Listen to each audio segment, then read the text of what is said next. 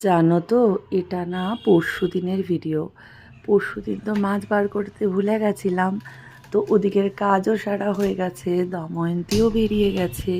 তারপরে কি আর করব, ভাবলাম যে ঠিক আছে আগে এদিকেরগুলো করি, মাছটা তো জলে ভিজানো আছে, আস্তে আস্তে মাছটা ছেড়ে যাবে।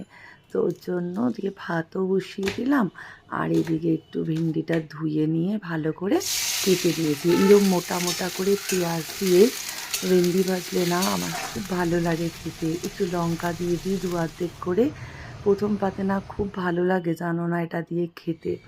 এর মধ্যে চাইলে মশলাও দেওয়া যায়, কিন্তু এটা মশলা ছাড়া, বুঝেছো তো। এটার মধ্যে শুধু লঙ্কা দিয়ে পেঁয়াজ দিয়ে ভাজা, আর এর মধ্যেই তুমি চাইলে একটু জিরে গুঁড়ো লঙ্কা গুঁড়ো দিয়ে আর একটু দই ফাটিয়ে দিয়েও কিন্তু সুন্দর তরকারি হয়ে যায়।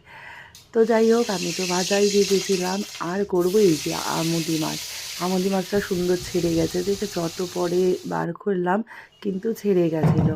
তো একটু লাল লাল করে ভেজে নিয়েছি, আর দেখো বেগুনও লাল লাল করে ভেজে নিয়েছিলাম।